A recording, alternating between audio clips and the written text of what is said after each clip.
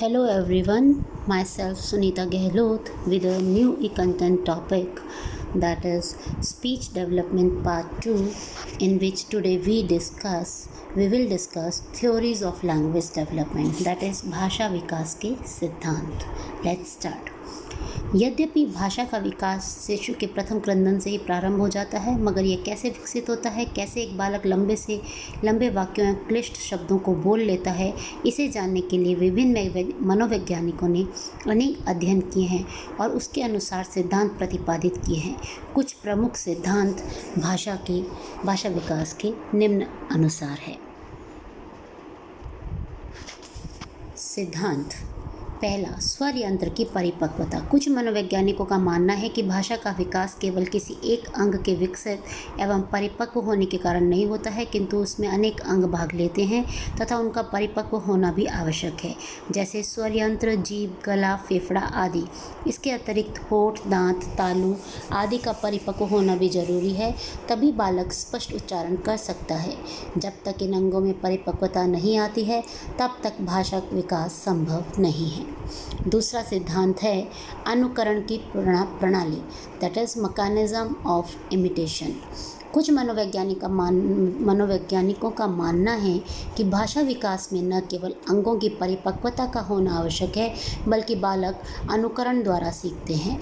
बालक के सामने जो भी कुछ बोला जाता है वह उसे बड़े ही ध्यान से सुनता है और वह उसके अचेतन मन में संग्रहित होता जाता है तथा बालक उन शब्दों की ध्वनियों और उच्चारण का अनुकरण करता रहता है.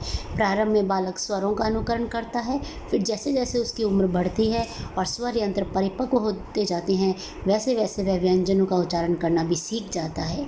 इसलिए यह आवश्यक है कि बालक के समक्ष सही, स्पष्ट एवं शुद्ध उच्चारण किया जाए, क्योंकि एक बार जब बालक अनुकरण द्वारा बोलने लग जाता है, तब उसे अपने द्वारा उच्चारित शब्दों से ही आनंद की अनुभूति होती है. जब बालक अनुकरण द्वारा सीखता है तो उसे उच्चारण से संबंधित सही प्रशिक्षण देना चाहिए. माता पिता की इसमें सबसे बड़ी जिम्मेदारी होती है. तीसरा सिद्धांत अनुबंधन की प्रणाली, मैकेनिज्म ऑफ कंडीशनिंग. कुछ मनोवैज्ञानिकों ने बालक में भाषा विकास को अनुबंध की प्रणाली पर आधारित बताया है तथा उसे उद्दीपक अनुक्रिया, स्टिमुलस रिस्पॉन्स के बीच स्थापित साहचर्य के आधार पर समझाया है. वहीं कुछ सिद्धांतकारियों ने बालक में भाषा विकास को समझाने के लिए पुरस्कार एवं पुनर्बल जैसे नियमों को भी आधार बताया है. इस दिशा में स्किनर का सिद्धांत काफ़ी लोकप्रिय एवं कारगर सिद्ध हुआ है. स्किनर ने बालक में भाषा विकास को ऑपरेंट कंडीशनिंग पर निर्भर बताया है. इस सिद्धांत के अनुसार बालक द्वारा भाषा का अर्जित करना ध्वनि एवं ध्वनि संयोजन के चयनात्मक पुनर्बलन पर निर्भर करता है. स्किनर का मानना है बालक स्वतः ही अनुकरण द्वारा बोलते हैं.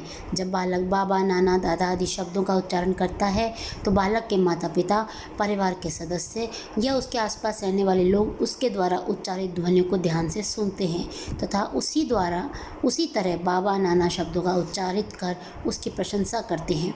फलतः बालक जल्दी ही बोलना सीख जाता है. अतः ऑपरेंट कंडीशन द्वारा बालक बोलना जल्दी सीखता है. बालक में भाषा विकास उद्दीपक अनुक्रिया के बीच स्थापित साहचर्य के आधार पर भी होता है. प्रारंभ में बालक निरर्थक एवं अर्थहीन शब्दों का उच्चारण करता है, परंतु बाद में वह अर्थपूर्ण शब्दों को भी बोलने लग जाता है. जब बालक द्वारा बोली गई ध्वनियों और शब्दों के साथ उसी वस्तु को उसके सामने रखकर प्रदर्शित किया जाता है, तो बालक उस वस्तु का संबंध उच्चारित शब्दों के साथ जोड़ लेता है.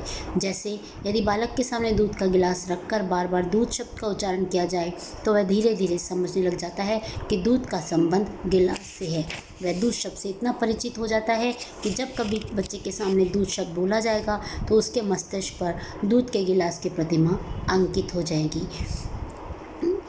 यहाँ उद्दीपक दूध का गिलास तथा अनुक्रिया दूध शब्द के बीच स्थापित साहचर्य की प्रणाली को अनुबंधन प्रणाली यानी मैकेनिज्म ऑफ कंडीशनिंग कहा जाता है. नेक्स्ट सिद्धांत है बोलने के लिए प्रेरणा, मोटिवेशन टू स्पीक। बालक में भाषा विकास प्रेरणाओं पर आधारित होता है। इसके अभाव में बालकों में भाषा विकास या तो काफ़ी विलंब हो जाता है अथवा कुंठित हो जाता है। प्रारंभ में बालक टूटे फूटे अर्थहीन एवं निरर्थक शब्दों का उच्चारण करता है। वह अर्थपूर्ण शब्दों को उच्चारित करने लग जाता है जब उसका तंत्रिका तंत्र परिपक्व होने लगता है। वह अपनी आवश्यकताओं की पूर्ति के लिए थोड़ा थोड़ा बोलना भी सीख जाता है। साथ ही हाव भाव, चेहरे की भाव भंगिमा एवं संकेतों का भी प्रयोग करने लग जाता है। इससे बालकों का शब्द भंडार बढ़ेगा। प्रारंभ में बालक उन्हीं शब्दों को बोलना सीखता है जो उसके मतलब के होते हैं, जिससे उसकी आवश्यकताओं की पूर्ति होती है, परंतु बाद में वह अपने आसपास की वस्तुओं को देखकर भी बोलना सीख जाता है।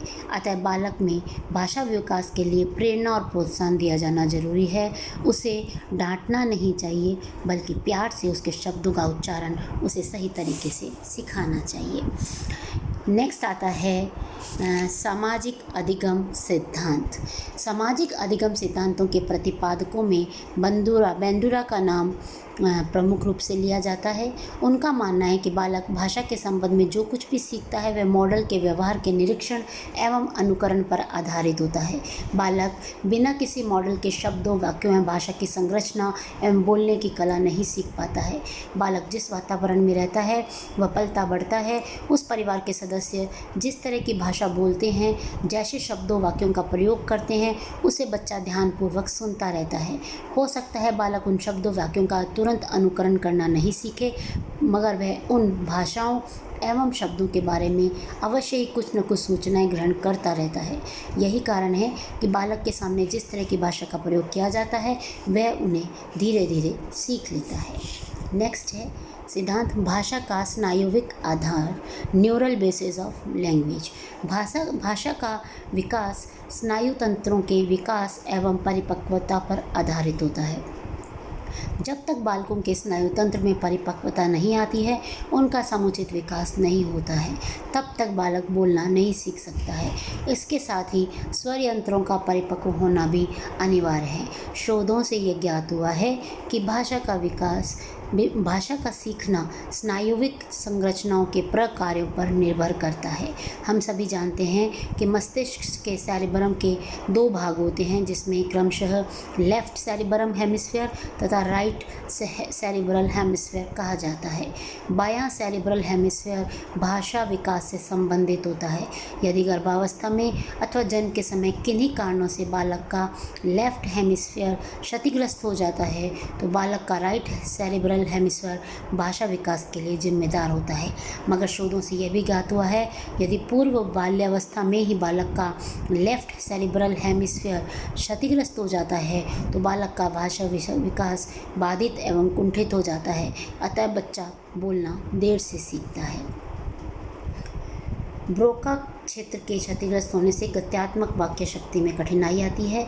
इसी प्रकार बाह्य क्षेत्र के क्षतिग्रस्त होने से भाषा के विस्तार में कठिनाई उत्पन्न होती है। फिर है कॉमस्की का सिद्धांत, कॉमस्कीज थ्योरी। यद्यपि बालक में भाषा विकास अनुकरण, उद्दीपक अनुक्रिया एवं पुनर्बल के आधार पर होता है, परंतु यह सभी सिद्धांत बालक द्वारा शब्दों की सीखने की क्रिया को भली भांति स्पष्ट नहीं करते हैं। कॉमस्की, जो कि एक शिक्षाविद रहे, एक शोधकर्ता रहे, ने बालक में भाषा विकास को लैंग्वेज एक्विजिशन डिवाइस LAD के आधार पर समझाया है। इनका मानना है कि प्रत्येक बालक में, जैसा कि आप चित्र के में देख रहे हैं, प्रत्येक बालक में जन्म से ही एक ऐसी प्रणाली बिल्ड इन सिस्टम इनपुट होता है जिसे LAD लैंग्वेज एक्विजिशन डिवाइस कहते हैं। इस सिस्टम की संरचना ऐसी होती है कि बालक भाषा समझने एवं बोलने की कार्रवाई स्वयं ही कर सकता है। वह उसे समझने के लिए उसका पुनरुत्पादन कर सकता है। इसे निम्न चित्र द्वारा, ये जो आप सामने चित्र देख रहे हैं उसके द्वारा समझाया गया है। ये जो रेखा चित्र बनाया गया है इसमें बताया गया है कि बिल्ड इन सिस्टम शरीर का कोई अंग नहीं बल्कि एक सादृश्य है। बालक जो कुछ भी अपने माता पिता दादा दादी से सुनता है उसे LAD यानी लैंग्वेज एक्विजिशन डिवाइस के माध्यम से समझता है और फिर उसका मन ही मन पुनरुत्पादन करता है तथा नए शब्द बोलता है। कॉमस्की का विचार है कि जिस प्रकार आँख एवं तंत्रिका तंत्र प्रकाश के विभिन्न तरंगों को विश्लेषित एनालिसिस करता है और फिर रंगों का ज्ञान कराता है, ठीक उसी प्रकार कानों के श्रवण तंत्रिका ऑडिटरी नर्व्स भी मस्तिष्क के तंत्रिकाओं से उसी तरह से संबंधित होते हैं। कान की रचना ऐसी होती है कि वे विभिन्न ध्वनियों को श्रवण तंत्रिकाओं तक भेज देते हैं, जिसे श्रवण तंत्रिकाएं ग्रहण करता है और उसे तंत्रिका तंत्र में विश्लेषण हेतु भेज देता है। फिर हमें ध्वनिया शब्दों का ज्ञान होता है। जैसे यहाँ पर बताया गया है कि प्रणव शब्दों का उच्चारण जो कि एक इनपुट है माता पिता या किसी भी बड़े के द्वारा दिया गया। बालक में जो LAD है, लैंग्वेज एक्विजिशन डिवाइस, जो कि तंत्रिका तंत्र से जुड़ा रहता है, वहाँ पर जाकर उस मैसेज का क्या करते हैं, उसे एक्सप्लेनेशन होता है, एक्सप्लोर किया जाता है और फिर आउटपुट होता है कि बच्चा उसे समझ लेता है अपनी योग्यता अनुसार, अपनी उम्र के अनुसार उसमें उसको वाक्य बनाने की उसमें शक्ति आती है और वो उन्हें बोल देता है। तो इस तरह से भाषा का ज्ञान बच्चे को होता रहता है। तो ये थे सिद्धांत जिनको हमने अभी जाना। अब क्वेश्चन आता है कि how children learn to speak, बच्चे बोलना कैसे सीखते हैं। ये एक बहुत बड़ा पहलू है। बच्चे जो है, भाषा बोलना भी एक प्रकार का कौशल है, एक तरह का स्किल है जिसे विभिन्न विधियों द्वारा, विभिन्न टेक्निकों द्वारा सीखा जा सकता है। इसके दो पहलू हैं, मोटर एस्पेक्ट ऑफ स्पीच जिसमें क्रिया जो है वो एक्टिव रहती है, क्रियात्मक पक्ष जो है वो एक्टिव रहता है और भाषा विकास का। एक आता है मेंटल एस्पेक्ट ऑफ स्पीच यानी मानसिक पक्ष जो है वो भाषा का। मानसिक पक्ष में हमारे सारे तंत्रिका तंत्रों की परिपक्वता, ब्रेन सिस्टम की परिपक्वता, स्वर यंत्र की परिपक्वता और हमारे बोलने में सहायक जितने भी अंग होते हैं, जीभ, तालु, दांत आदि की परिपक्वता, कानों की ऑडिटरी नर्व्स जो हैं उनकी परिपक्वता या कानों के जो अंग हैं उनकी परिपक्वता शामिल होती है। इस प्रकार भाषा के उस पहलू को भाषा का क्रियात्मक का पक्ष कहा जाता है और मोटर एस्पेक्ट ऑफ जो क्रियात्मक पक्ष है बालक में कुछ ध्वनियों के बोलने की क्षमता या योग्यता को दर्शाता है और जो द्वितीय पक्ष है मेंटल एस्पेक्ट ऑफ स्पीच ध्वनियों में कुछ इस प्रकार का संयोजन हो कि इन संयोजित ध्वनियों को शब्द कहा जा सके। इस प्रकार भाषा के उस प्रथम पहलू को हम क्रियात्मक पक्ष और दूसरे को मानसिक पक्ष कहेंगे। भाषा के क्रियात्मक पक्ष के अंतर्गत बोलने से सभी अंगों की परिपक्वता, प्रारंभ में बालक के बोलने के अंग अपरिपक्व दशा में होते हैं, परंतु जैसे जैसे वह बड़ा होता है तो उसमें यह परिपक्वता आ जाती है और बालक जल्दी बोलना सीख लेता है। अगर कुछ बच्चों में यह अंग अच्छी तरह से परिपक्वता समय पर नहीं प्राप्त करते हैं तो बालक का बोलना लेट हो जाता है और या वो समानता के आधार पर सीख नहीं पाता है। बालक के भाषा के क्रियात्मक कौशल को निम्न विधियों द्वारा सीखा जा सकता है। पहला है प्रयास एवं भूल त्रुटि विधि, ट्रायल एंड एरर मेथड। बालक के क्रियात्मक पक्ष के रूप में बालक स्वयं ही प्रयास एवं त्रुटि विधि से बोलना सीखते हैं। इसके लिए उसे कोई निर्देशन या प्रशिक्षण नहीं दिया जाता है, परंतु उस विधि द्वारा बालक अपनी योग्यता की अपेक्षाकृत बहुत कम ही सीख पाते हैं। बालकों को किसी प्रकार का प्रशिक्षण निर्देशन नहीं दिया जाता है। अनुकरण द्वारा बालक अपने आसपास के लोगों, माता पिता, संरक्षकों या शिक्षकों को जिस तरह से बोलते देखता है उन्हें देखकर वह इस तरह से बोलने का अनुकरण करता है। उसके मस्तिष्क में दूसरों द्वारा बोली गई भाषा का निरंतर संचार होता रहता है। ऐसा हो सकता है कि बालक उसे सुनकर तुरंत बोलना न सीखे, मगर कुछ देर पश्चात कुछ समय लेकर वह उन्हें बोलना सीख जाता है। तीसरा है अभ्यास द्वारा, बाय प्रैक्टिस। बालक बोलना सीखने का सर्वोत्तम एवं श्रेष्ठ तरीका है बार बार अभ्यास किया जाना, क्योंकि अभ्यास से व्यक्ति में शुद्धता एवं पूर्णता आती है। इसलिए कहा गया है प्रैक्टिस में एक समान परफेक्ट। मगर यह भी ध्यान रखा जाए कि अभ्यास की गुणात्मकता और उसकी मात्रात्मकता में कहीं अधिक महत्वपूर्ण है, यानी क्वालिटी जो है, प्रोनाउंसिएशन जो है वो बहुत ही स्पष्ट होना चाहिए। इसके लिए बालक को सही निर्देशन एवं प्रशिक्षण प्रशिक्षण दिया जाना चाहिए। सही निर्देशन के अभाव में किया जाने वाला अभ्यास बालक को भ्रमित करता है और उसे लक्ष्य प्राप्ति से दूर ले जाता है। अतः बालक का अभ्यास कराते समय माता पिता, अभिभावक, शिक्षकों को सही शब्दों, वाक्यों का उच्चारण कराना सिखाना चाहिए।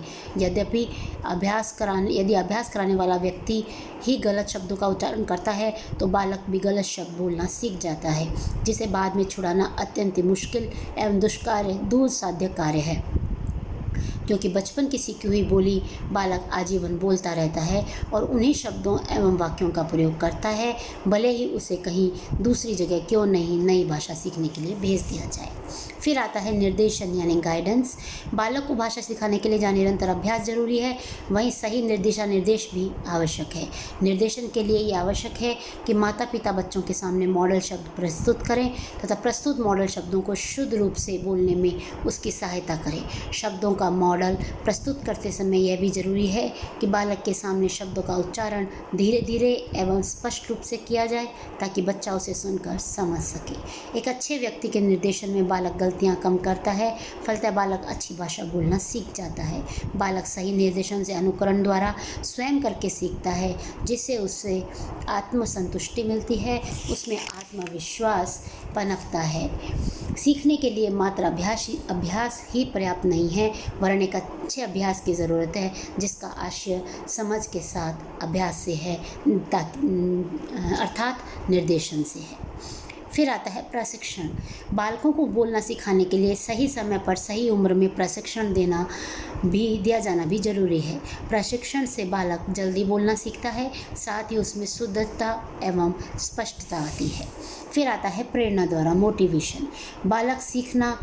भाषा सीखना गत्यात्मक मानसिक कौशल है, अतः बालकों को बोलना सिखाने के लिए शुद्ध उच्चारण कैसे करें, किस प्रकार विभिन्न शब्दों को संयोजित करें, यह सिखाना जरूरी है कि बालक शब्दों का सही उच्चारण करना और उन्हें संयोजित करना सीख जाए। यदि बालक को केवल ट्रायल एरर मेथड से सिखाते हैं तो वह उतनी स्पष्टता, शुद्धता एवं पूर्णता के साथ बोलना नहीं सीखेगा, क्योंकि बालक अपने तरीके से उसका संबंध स्वयं स्थापित कर लेगा, भले ही वह गलत हो या सही।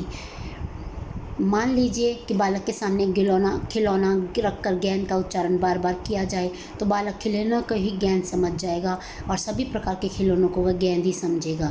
वह गेंद को वास्तविक गेंद के साथ कदापि संबंध स्थापित नहीं कर सकेगा और कहेगा मुझे गेंद बहुत पसंद है।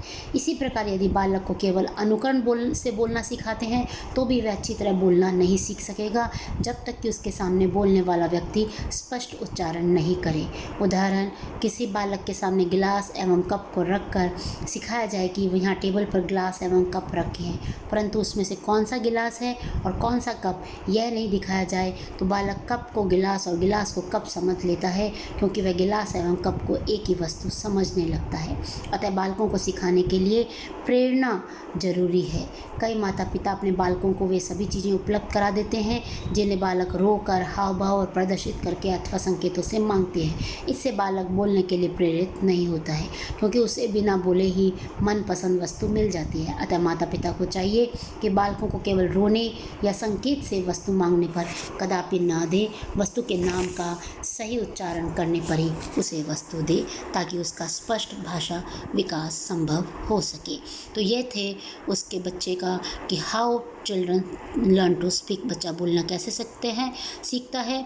उसके हमने मानसिक और क्रियात्मक दोनों पक्षों को एक एक करके देखा। तो अब हमने ये अभी तक ये जान लिया है कि बोलना सीखने के लिए बोलने के अंगों, स्वर यंत्रों की परिपक्वता जरूरी है।